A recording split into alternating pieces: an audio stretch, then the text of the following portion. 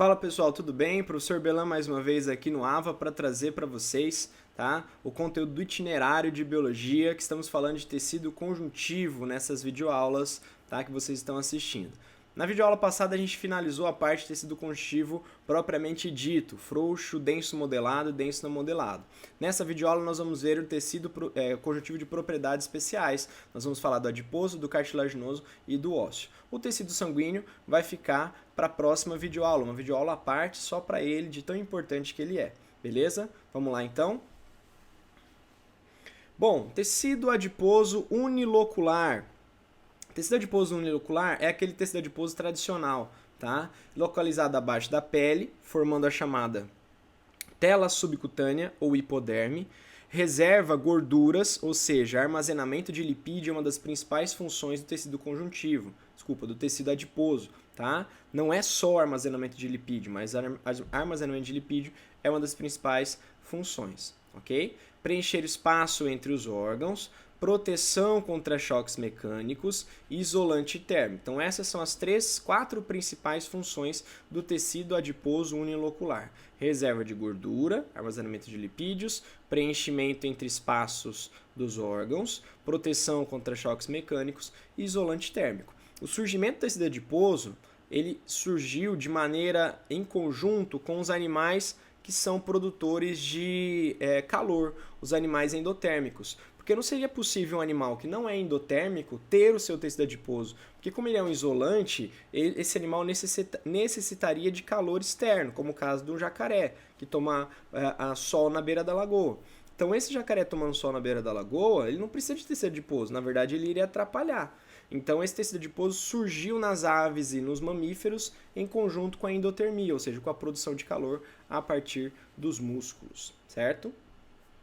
Aqui então uma foquinha, um lindo bebê foca, mostrando aqui os nossos tecidos adiposos, tá? Então essa aqui, ó, esse é um vaso sanguíneo, dá para ver até as hemácias passando dentro deles, tá? E essas células aqui bem claras, bem brancas, isso aqui é o tecido adiposo.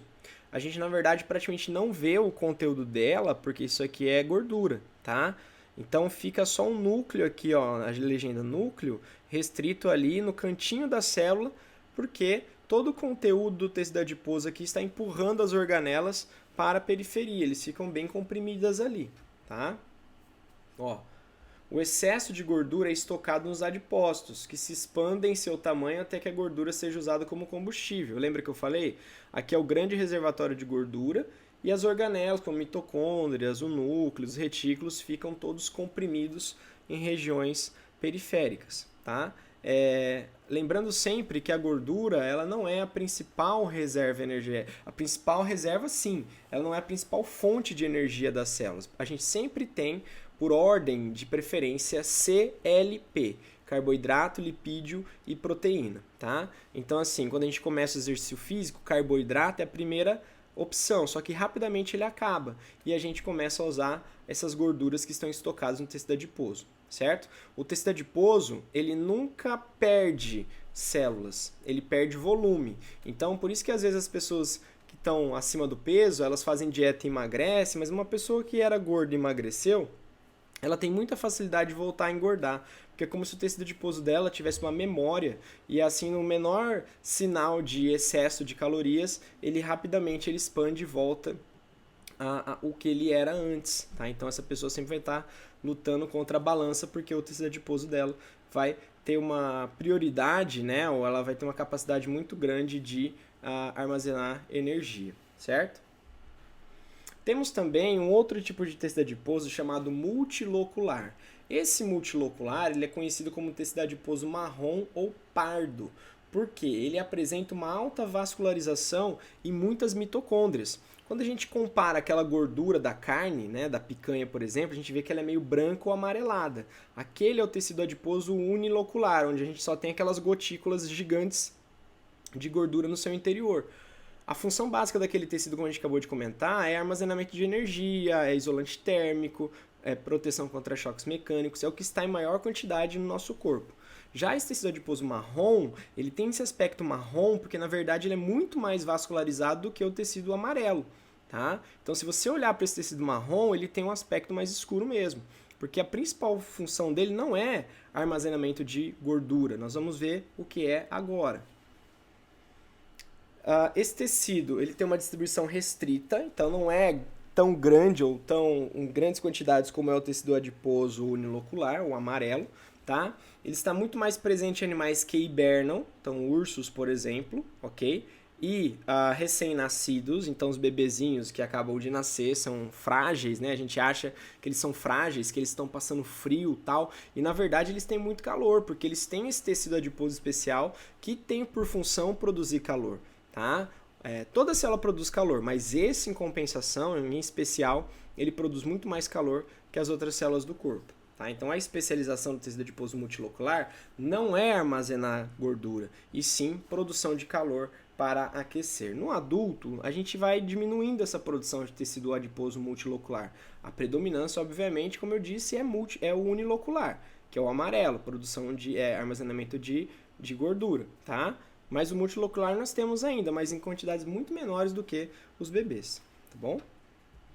Aqui seria mais ou menos a região de encontro, né, do tecido adiposo multilocular. Então aqui a legenda em preto, perto do pescoço, nas regiões dos órgãos internos, abdômen, tá? Nós temos o unilocular, o multilocular, enquanto que na região, né, do tecido adiposo no abdômen, nas costelas, ali na região da coluna vertebral, temos o unilocular, ok?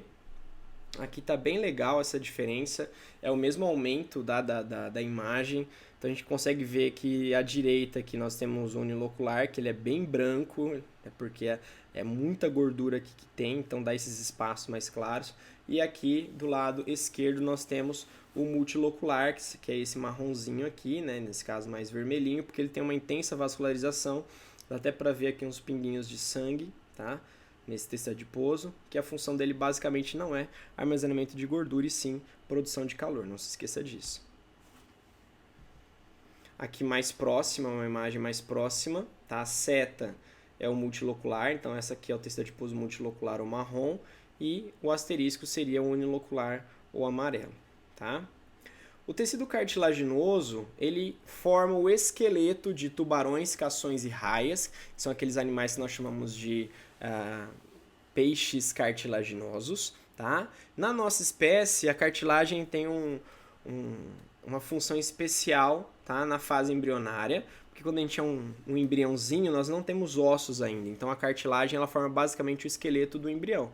À medida que o embrião se desenvolve, essa cartilagem vai sendo substituída pelos ossos, mas lá na barriga da mãe, com alguns meses de gestação, nós somos praticamente todos formados por cartilagem. Quando a gente nasce, né, já substituímos grande parte da cartilagem por ossos, mas nós ainda temos cartilagem, tá, no corpo inteiro, tá bom?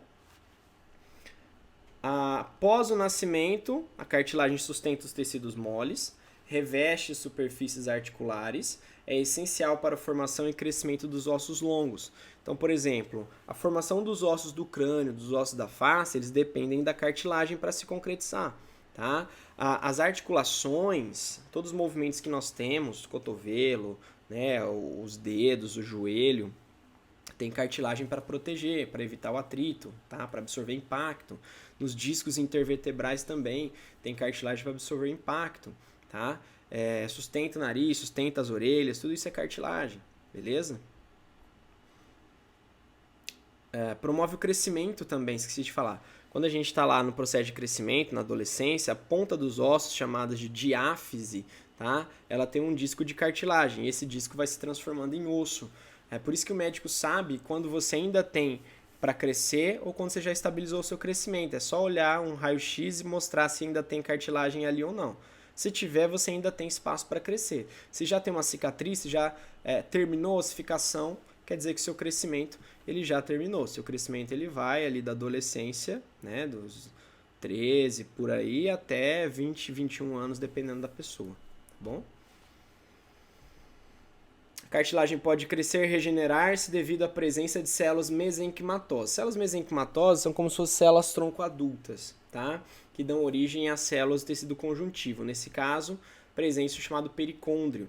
O pericôndrio é um tecido conjuntivo que reveste as cartilagens. Então, nós temos aqui essa região maciça de cartilagem, onde nós temos os condrócitos e condroblastos, que são as células cartilaginosas, e essa região aqui, ó, esse tecido, tanto aqui fora quanto aqui, é o pericôndrio. Esse pericôndrio reveste, protege, tem vasos sanguíneos, tá? Então eles levam nutrientes para as células das cartilagens.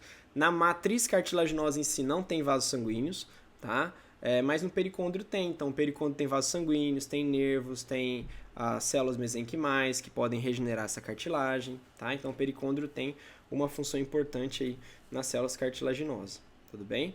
Aqui um detalhe maior sobre cartilagem, mostrando esses grupos aqui, que são grupos de células cartilaginosas, que a gente chama de condroblasto, tá? Condroblasto geralmente é quando ele está localizado aqui, porque essas células nascem no pericôndrio e elas vão caminhando para a direção central da cartilagem. Então, o condroblasto nasce nessa região e quando ele chega aqui no meio, ele passa a se chamar condrócito, tá? Esse é um exemplo aqui de cartilagem hialina, tá? Temos a cartilagem elástica e a cartilagem fibrosa, tá? A cartilagem hialina, elástica e fibrosa são tipos de cartilagem. Cartilagem hialina é aquela que está presente nas articulações, cartilagem elástica é aquela que está presente na epiglote, né? Naquela válvulazinha que ela se mexe quando a gente engole, tá? Protegendo para a gente não engasgue. E a cartilagem fibrosa fica nos discos intervertebrais para absorção de impacto, tá? E proteger a nossa medula, tá? O tecido ósseo, ele é formado por matriz óssea, esta é composta de colágeno, que é a parte proteica do osso, e de fosfato de cálcio, sódio, fósforo, que é a parte mineral do osso, tá? Tem duas unidades denominadas sistemas haversianos, que são responsáveis por portar vasos sanguíneos e nervos. No sistema haversiano, nós temos camadas concêntricas de matriz óssea mineralizada, ou seja, deposições em círculo de matriz óssea, tá? Em volta de um canal central, dotado de vasos sanguíneos e nervos. Depois eu vou mostrar isso aqui no slide. O canal de Volkmann é um canal longitudinal que liga os canais de Havers, e esse osso é envolvido pelo periósteo. Assim como a cartilagem é envolvida pelo pericôndrio, o osso é envolvido pelo periósteo. Tá? Então o periósteo também tem uma função importante de proteção do osso. Tá? E aí se eu cortar o osso, ele tem duas regiões. A parte esponjosa, que chama de osso esponjoso, que fica na cabeça do osso, ou longo, chamado de diáfise. E a parte compacta, a parte mais dura, que fica na região mediana, próximo onde tem a medula óssea amarela. Tá? Esse osso compacto, é o osso mais resistente, é onde tem esses canais de Volkmann e de Havers, certo? Que nós vamos ver em seguida. Então esse aqui é um osso compacto, a gente tem aqui o osso esponjoso, na verdade, onde fica a medula óssea vermelha, ou MOV, e esse aqui é o osso compacto, que é mais próximo à periferia. Quando eu disse canais, né, matriz óssea concêntrica, ó, você tem um círculo, depois você tem um por fora, depois você tem outro por fora, ele vai sendo depositado numa ordem, tá? De maneira que bem organizadinho, isso acaba fortalecendo os ossos. Aí eu tenho o sistema haversiano. Esse canal central aqui, ó, é o chamado canal de Havers, tá? E esse canal longitudinal que liga dois canais de Havers é o canal de Volkmann. Então nós temos aqui, passa pelo canal de Havers, vasos sanguíneos e nervos, e canal de Volkmann também. Então a legenda aqui, ó, número 1, que essa parte é o osso compacto, número 2 é o osso esponjoso, número 3 são as lamelas concêntricas, ou seja, de deposição de matriz óssea formada pela parte proteica, colágeno e mineral, fosfato de cálcio. O 4 são os vasos sanguíneos dentro do canal de Havers, o 5 é o canal de Havers e o 6 é o canal de Volkmann, tá? 7, 8 e 9 ali fazem parte do periósteo, que eu não detalhei nesse caso, tudo bem? Os osteoblastos produzem a matriz óssea, que vai se acumulando e vai cercando a célula, formando uma lacuna.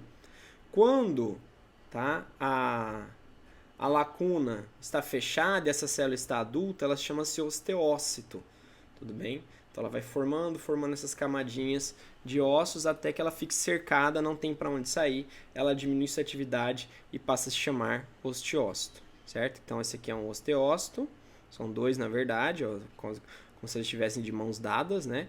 Eles ficam nessas lacunas aqui e quando eles estão completamente cercados, eles acabam morrendo e deixa só esse espacinho do osso mineralizado, tudo bem? Bom, gente, é isso. Espero que vocês tenham aproveitado mais essa videoaula, tá? Os exercícios estão disponíveis na plataforma também. Eu vou deixar uma tarefa aí para que vocês façam, entreguem no prazo, ok? É só imprimir, marcar aí, realizar os exercícios, tirar uma foto e aí postar no Ava que você vai computar como tarefa realizada, tá bom? Então é isso. Um abraço, até a próxima. Tchau, tchau.